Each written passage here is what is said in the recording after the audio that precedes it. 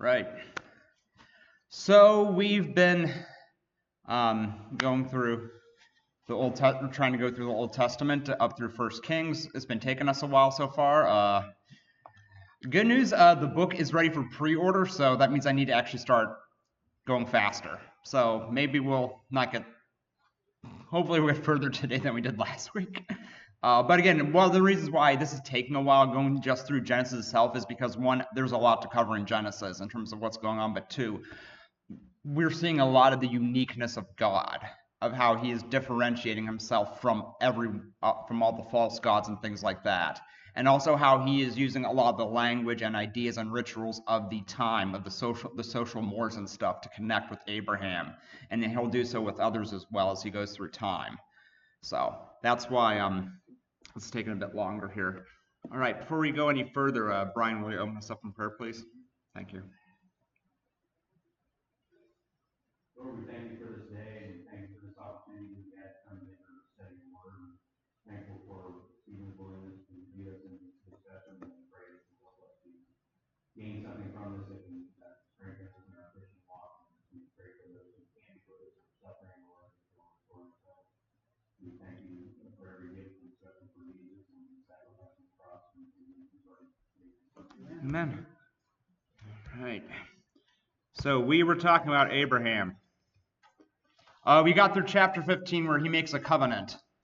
God's like, okay, or Abraham's like, how am I to know you're actually going to give me these I'm going to be the father of a multitude of nations. And God's like, well, here's a list of animals. And Abraham's like, I know exactly what to do with them because again, he's speaking to Abraham in a language he understands. So Abraham cuts these animals. He's walking around in this, pit of blood, and all of a sudden he's out of it.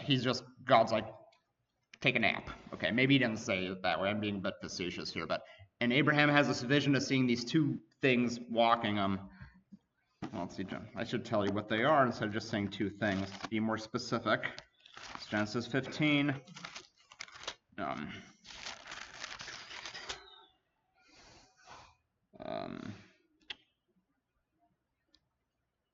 Verse 17, when the sun had gone down and it was dark, behold, a smoking fire pot and a flaming torch passed between these pieces. So in other words, what God has done, he said, okay, Abraham, I know you want to make this covenant with me. You are not able to keep this covenant no matter how hard you try. I will take both ends of it here, both sides of responsibility. And Abraham just watches from the side. So in other words, God says to Abraham, if I do not keep this covenant, may you slice me apart like these animals have been done. I take it when you signed your work contracts or made your marriage vows, that were not part of it if you did not if you did not keep your word, right? Yeah. Things have changed a bit here. We don't make contracts like that anymore, thankfully. But something wrong? Okay. Is dementia setting in? You was wondering checking the speakers. Okay. I'm not even sure this is on. It's on. Okay. Yeah. I can't tell unless I get close enough, so. Anyways, I'll be able to tell when I'm singing when I'm talking, not so much. Anyway, so chapter 16. Abraham's been said you're going to be a multitude of nations. How many kids has Abraham had thus far? 0. Because his wife cannot have children. She's barren. We were told that back in at the end of chapter 11. Now, we know that sometimes it is the man's challenge why the woman will not conceive. In this case, we're told specifically it's Sarah. And there were ways they would have known back then. I won't get into those. It's not necessary. But anyway, Sarah's like, well, if we're supposed to have kids, and I'm not having kids, you need to have kids. So she's like, now this sounds completely alien and weird to us. Again, what Sarah suggests doing here is what was actually pretty common at the time. Was that if a woman had servants and the woman could not bear, she would give a servant to her husband who would then have a child through the servant, and then the child would be the wife's. Again, we don't do things like that, hopefully. But it was common at the time. So where did Hagar come from? Where did they find Hagar? What was that, Larry? Egypt, right, chapter 12, when they visited Egypt. during the famine. So Sarah is just following the social mores, and she's like, okay, Abraham, have a child with Hagar. So Abraham gets a concubine slash wife. Some people call her wife, some call her concubine, some call her both. And she conceives, and she holds this over Sarah in a very haughty manner in some ways, pretty much saying, hey, I'm better than you because I'm able to have kids and you're not. This isn't the first time we'll see this in the Bible. We'll see this also in 1 Samuel. Larry preached about that about a month ago. And because in some ways, fortunately or unfortunately, a woman's value was determined by if she had children or not. And again, not necessarily the way God intended things to be. I think when we look at a person's value, the person's value is that God made them in his image, therefore that's your value. But socially, the value is if you've had children or not. So again, also it would give you probably more social protections and benefits if you had children too, if you didn't. Again, as how being a sister gave you more social protections than if you were just a wife. Again, it's a world completely different to us, and we tend to be ethnocentric and try to equate it all to how we believe it today, and it's not the same. So anyway, Hagar flees, sees an angel, and he's like, hey, here's what's happening. You're pregnant, you'll have a son. Here's what you'll call him. Go back to Sarah, or Sarai at this point. Go back to Abram, and just do what you need to do, and you'll be okay. So Ishmael is born. Abraham does love Ishmael will love Ishmael as a son. Sarah, not so much probably, but so that's chapter 16. This will have repercussions later on. Chapter 17. When Abram was 99 years old, the Lord appeared to Abram and said to him, I am God Almighty, walk before me and be blameless, that I may make my covenant between me and you and may multiply you greatly. Didn't God already make a covenant with Abram? Yep, chapter 15.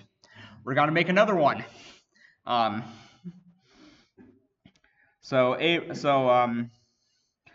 fell on his face, and God said to him, behold, my covenant is with you, and you shall be the father of a multitude of nations. So this is reminding him of the previous covenant in chapter 15. So we're getting back in covenant language. It's like, okay, here's who I am, here's my credentials, here's what I've done, here's what we are doing, and now here's what we're going to do.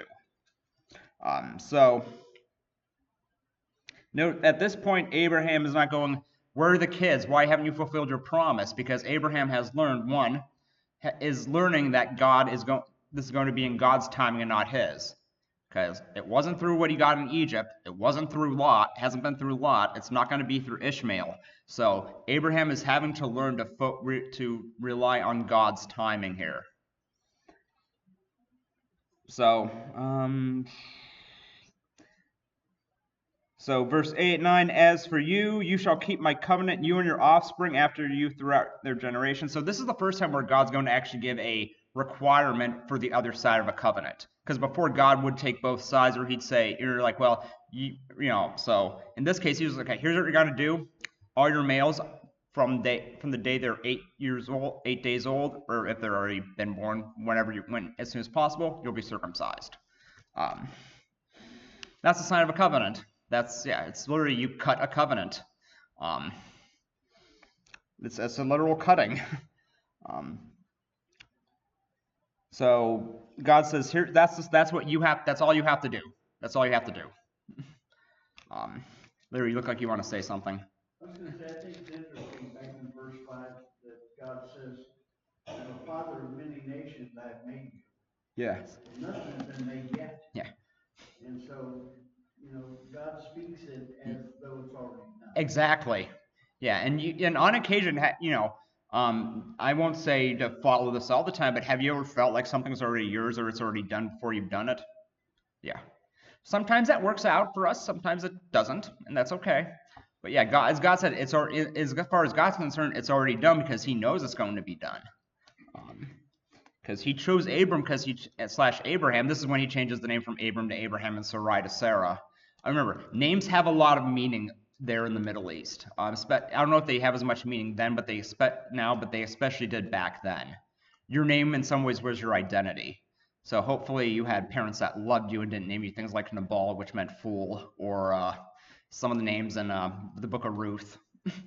So a lot of those names are not complimentary. Ichabod. Ichabod, yeah. The glory of God has departed from us. Man, it was rough. It's an awful name, but it made sense. If you look at the names that Daniel and his friends were given in Babylon, they were not complimentary at all.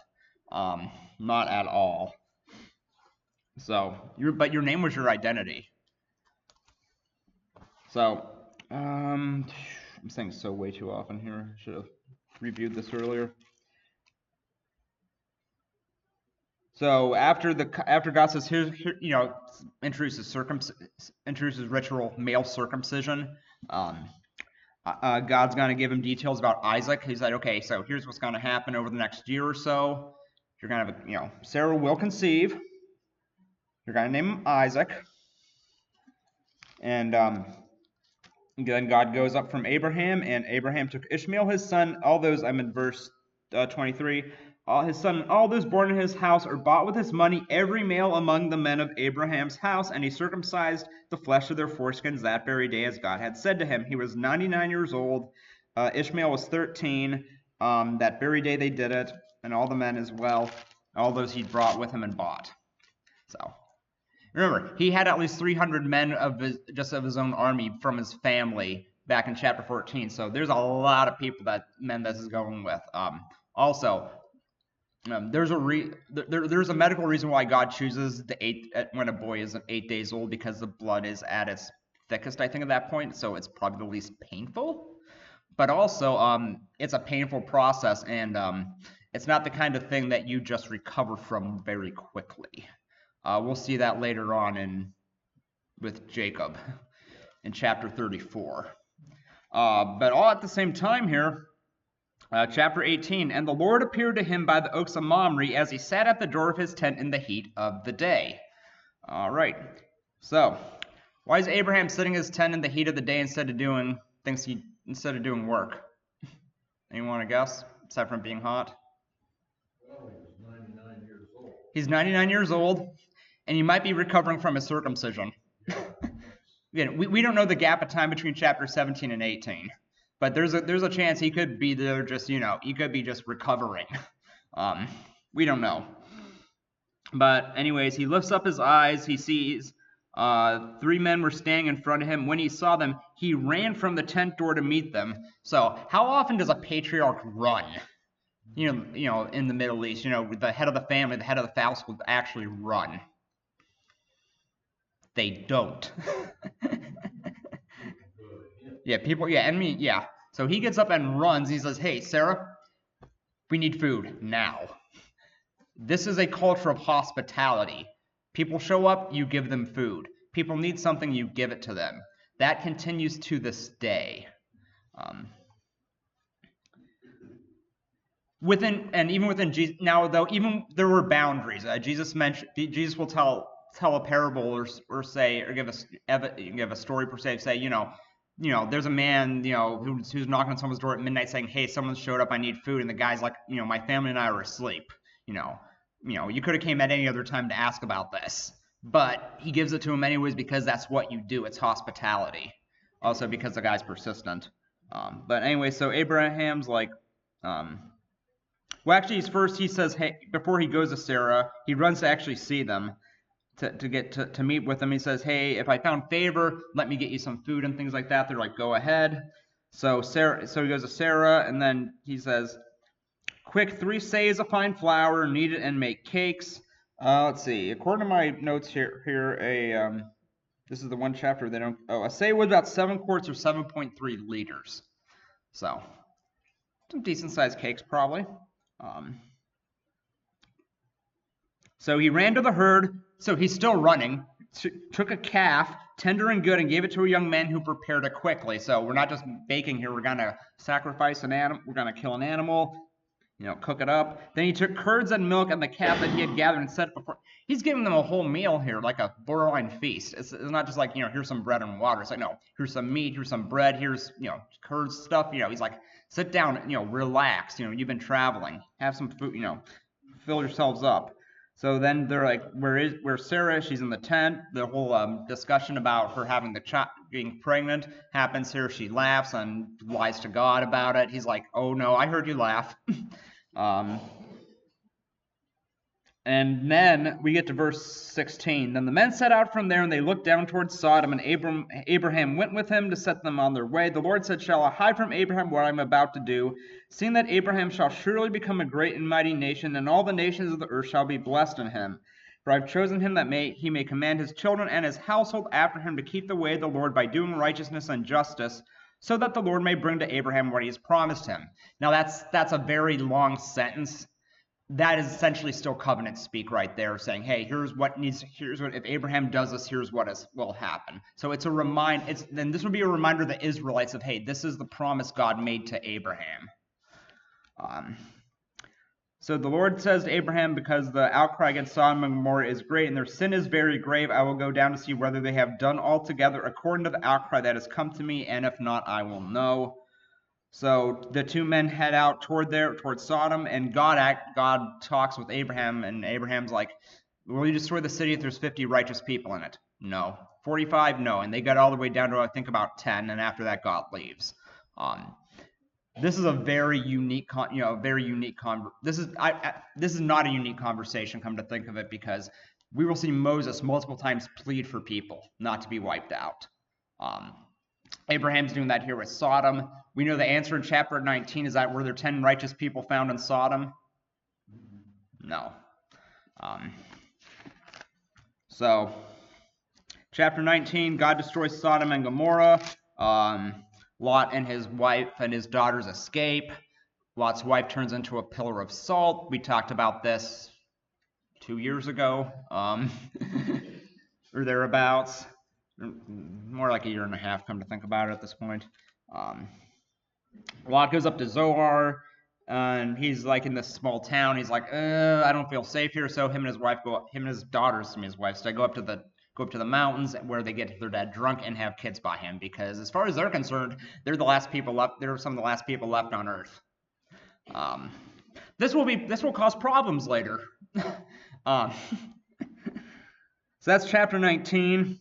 Chapter 20. Remember when Abraham went to Egypt and was telling everyone that Sarah was a sister, and the one person that he couldn't get away with doing this with decided that they wanted Sarah? Yeah. We're going to do this again with Abimelech. So chapter 20. So Abraham journeyed. Remember, Abraham is nomadic. He journeys from place to place. As the grass grows, there he goes, because his livestock need food. Journeyed toward the territory of the Negeb and lived toward Kadesh and Shur, and he sojourned in Gerar. And Abraham said of Sarah his wife, she is my sister. And Abimelech, king of Gerar, sent and took Sarah. Now, I don't know if she's pregnant at this time, or if this is a kind of a weird episode here for where it falls chronologically. Some scholars say that this actually is a telescoped event that didn't actually happen, where the Egypt event happened, and then Isaac doing this happened, because Isaac's going to do the same thing several chapters later with supposedly the same king. But essentially what happened was someone got some of the details mixed up and put the two together. I don't know for sure. I think there's enough time to happen where this could happen twice, to be honest. Remember, too, Sarah is 89 years old. So either they're aging slowly, or she's very, very attractive regardless of her age. Very beautiful. So Abimelech, however, God came to Abimelech in a dream by night and said to him, behold, you are a dead man because of the woman who you have taken, for she is a man's wife. Note, last time there were just some plagues and things that came upon Egypt. Now God's just like, you're dead. And Abimelech, he's like, I haven't touched her. Will you kill an innocent people? Did he not himself say to me, she is my sister, and she herself said, he is my brother? In the integrity of my heart and the innocence of my hands, I have done this. And God says, I know what you have done. You have done right. What's right? Let them go. If you do not, you'll die, all and who are yours. Abimelech gets Abraham in the morning, and he's like, why did you do this? And Abraham said, verse 11, I did it because I thought there is no fear of God at all in this place, and they will kill me because of my wife. Abimelech has the fear of God. Probably been thrust upon him in a way he didn't, before. But remember, these people tend to be polytheistic. And even thinking about having been reading a lot of the Old Testament, I think when we think of polytheism and monotheism, it's not so much how many gods you believe in, it's more of how many you worship. It could probably be both the same way. Because again, these people are polytheistic, they worship multiple gods, and we see that throughout the entire Old Testament. And when Paul goes to the Gentiles, it's a lot of the same situations too. A lot of times they always have a favorite god or two.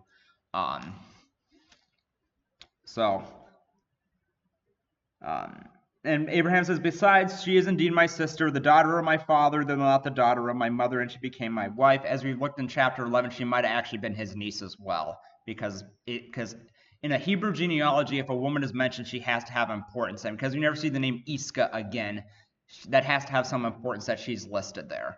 And again, a blood relation name / tie had more to it than we can tend to consider. So you could take someone and say, this is my son, even though they might not be genetically yours, or your cousin or your sister or, brother or things like that. So it's not just necessarily your direct actual biological line. There were social things attached to it as well. So Abimelech took sheep and oxen and male servants and female servants and gave them to Abraham. So Abraham already came with a lot of stuff. He's getting even more now. And to be honest, his family will probably need it. Because there's going to be 11 kids taking care of animals here pretty soon. I say 11 because one, Joseph will be out. Joseph leaves soon, and two, Joseph will probably be groomed to actually be the manager of the family of the estate, and not actually do a lot of the work, and not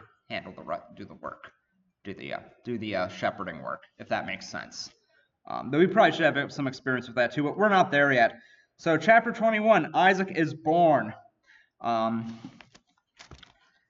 the promise here is fulfilled. Sarah has had a child. Abraham has had a child with his wife. They've named him what they're supposed to. Hagar and Ishmael are kicked out again because Ishmael decides to use Isaac's name in a derogatory way, it seems. And there's this really weird story where Hagar is carrying her 13-year-old son on her back across the desert. I'm not making this up. Because remember, he's 13, he might be 14 at this point, to be honest. Where is it? So Abram arose early in the morning, this is 21:14 in the morning, and took bread and a skin of water and gave it to Hagar, putting it on her shoulder along with the child, and sent her away. And she departed. So it sounds like she's carrying Ishmael, and he's essentially a grown man. She's going to dump him in some bushes because she doesn't want to see him die. And she's going to talk to an angel again, and there's going to be a fountain there. God's got to protect Ishmael because Abraham loved Ishmael, and is like, well, isn't Ishmael good enough? And God's like, I'll make him many nations, but he's not the one that I might want to do my work through. So God has taken someone that is unwanted and is going to do something with them. He's not going to just leave Ishmael and Hagar high and dry. Now, Hagar's going to go back to Egypt because that's where she's from. She's going to have Ishmael with her, and Ishmael will have, I think, 12 kids of his own. And we get his genealogy a bit later. Also in chapter 21, there's a treaty with Abimelech because wells. Do you have people coming up to you and saying, hey, that well that you get your water from belongs to me and not to you? Well, a lot of you probably have city water anyway, so it's not a concern. But what do animals need? Water. And even though wells can have a lot of water in them and store up, you've heard the phrase going to the well once too often, right? Yeah. So there's these debates going on about who these wells belong to, who this water belongs to. Water is very important in this area because it's borderline desert, if not desert in some ways. So there's a dispute about that with Abimelech. They make a treaty. Chapter 22. Gosh, we might finish Abraham today, and then that might be all the time we have. God says to Abraham, take Isaac, your son, and sacrifice him. Again, this is not something we're used to being told. Every other god in Abraham's time would have most likely required child sacrifice, or in this case, Isaac could even be a teenager. We're not sure how much time has passed here. But so Abraham's like, okay, all the other gods want their kids sacrificed. I guess we can do this. It takes him 3 days to do what should have been a half-day journey. So maybe he's hoping something changes. Maybe he's vacillating on this. We don't know what Sarah's opinion is on any of this. She's kind of disappeared from the story somehow. She'll be back in there briefly, very briefly, but so they go up to the mountain, and Abraham is ready to sacrifice Isaac. And what now? Does anyone know why Abraham is willing to do this aside from that God told him to? There's something in the New Testament that tells us. We believe that God could give him a son that could resurrect him from the dead. Exactly. Abraham is going, and I'll be honest, Abraham probably doesn't want to do this. He loves Isaac. He doesn't have any other kids. Ishmael's out of reach, and Ishmael wasn't the child of promise. But Hebrews 11, the writer tells us in starting verse 17, by faith Abraham, when he was tested, offered up Isaac, and he who had received the promises was in the act of offering up his only son, of whom it was said, through Isaac shall your offspring be named. He considered that God was able even to raise him from the dead, from which, figuratively speaking, he did receive him back. So, yeah, we don't get that in Genesis. What we get is obedience, though. And again, it sounds horrible and weird to us. Abraham is again, though God is using languages and ideas that are common to the time period. And note, at no point, and God will make it very clear later on, early on in the law, that he does not want human sacrifice. He does not want it at all. He does not want, every other god will demand it. He's going to say at some point, it did not even cross my mind that you would go this far, that you would do this, when he's talking to the people in Judah, I believe, or Israel, one of the two. I think it's in Jeremiah somewhere. So, what does Abraham offer instead of Isaac after he is stopped by a lamb? Yes. Yes, a lamb or a ram. It doesn't matter. It turns out that if you look at the Old Testament strong enough, you'll see that God does not, that outside of very specific things, God does not seem to differentiate between rams, lambs, and goats a lot of times when it comes to sacrifice. For certain sacrifices, any of them will do, or oxen. It will, for certain ones, it will be very specific, but for others, like if it's a male of these things, they're fine. Also, the angel of let's see. Did the angel of the Lord stop him the first time?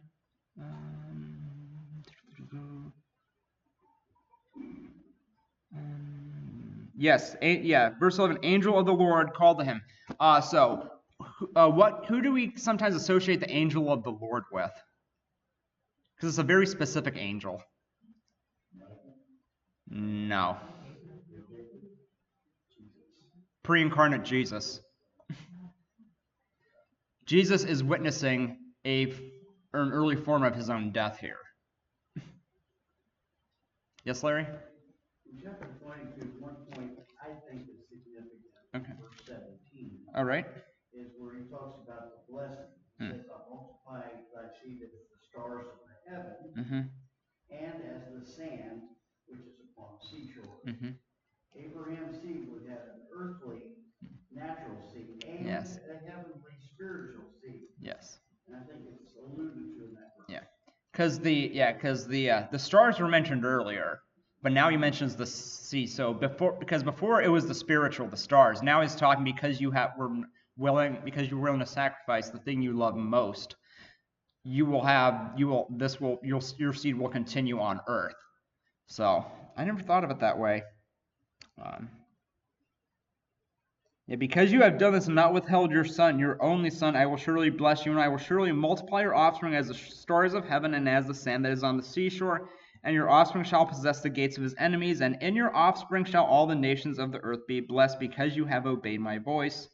So Abraham returned to his young men. Isaac, I'm going to assume, went with them, and they arose and went together to Beersheba, and that's where he lived. And after these things, Abraham gets notice from that, hey, remember that family you left way back there in Haran? Yeah, Milcah's had children with Nahor. And also there's a concubine that's had children too. So, yeah, I don't know why it takes, 20, 25 years to get this message, but it's here where it is. Maybe it's just, yeah. But it says, now after these things it was told to Abraham, so apparently he's been hard to get a hold of, because there's been at least 8 children born here to one woman, and then even more through the concubine. So the messages haven't been getting across. Again, they don't have cell phones, they don't have telegrams, they don't have, they might be able to get letters around, but if you're a nomad, what's your address? Exactly. Though, I don't know, it doesn't matter. So chapter 23, Sarah passes away, and Abraham gets in a discussion about where to bury her. He's essentially like, I want that cave over there. And someone's like, take it. He's like, no, I got to pay you for it. He's like, no, take it. He's like, how much is it? He's like, it's this much, take it. He's like, here, take the money. Let me bury my dead. We're good. Okay. So that tomb is going to be pretty important later, because there's going to be there's going to be several trips back to it from Egypt. At least one trip from it back from Egypt later on. So chapter 24, Isaac and Rebekah. Okay, so Abraham is older now, and it says he's well advanced in years. The Lord had blessed him in all things, so he goes to his servant, probably his head servant, and he's like, I need you to go back to my family and find a woman there and bring her back to marry Isaac. And the guy's like, well, what if she won't come? Should I bring Isaac? And he's like, do not bring my son back to the family, because you were called out from there. Also, as we'll see later on with the family, it's probably best that Isaac doesn't go there, because Jacob's got to spend 20 years there, and it's not going to be pretty. So, anyway, his servant goes and gives a super complex and very detailed prayer that if all of these things happen, Lord, let me know that if A, B, C, D, E, and F happen, that this is the right person. And it all happens. I think if we try to pray like that, it usually doesn't work. It does in this case. So he finds Rebekah, who is the daughter of Ben Nahor, I think.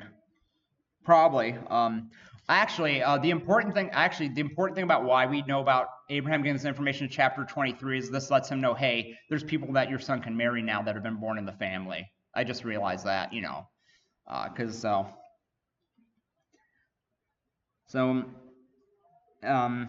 So Rebekah goes after Laban tries to keep them for a while. We'll meet Laban. Laban's going to be around for a while. If you look at his name backwards, it's Nabal, which means fool, who we'll see in 1st or 2nd Samuel. I'm not sure what Laban stands for, but he's also a fool in some ways. Abraham has ensured that his son has a wife, and Isaac's going to come back. Isaac's in Bir Lahai-roi. This is verse 62 in the Negeb. So Isaac is doing some nomading too. Rebekah's going to see him, and they're going to meet, and they're going to get married. Isaac will be comforted after his mother's death. Chapter 25, then we'll be done. We find that Abraham takes another wife, whose name is Keturah. They have a bunch of kids. He gives them land and nothing else, and sends them far away from Isaac, because everything has to come through Isaac. Then Jacob and Esau are born. Abraham dies, 137 years old. Esau and Jacob are born after Rebekah has some challenges and some struggles. So Esau's going to sell his birthright, and we'll start talking about all those things next week. Jacob hopefully won't take as long as Abraham. Maybe it will. Thank you all. Thank you.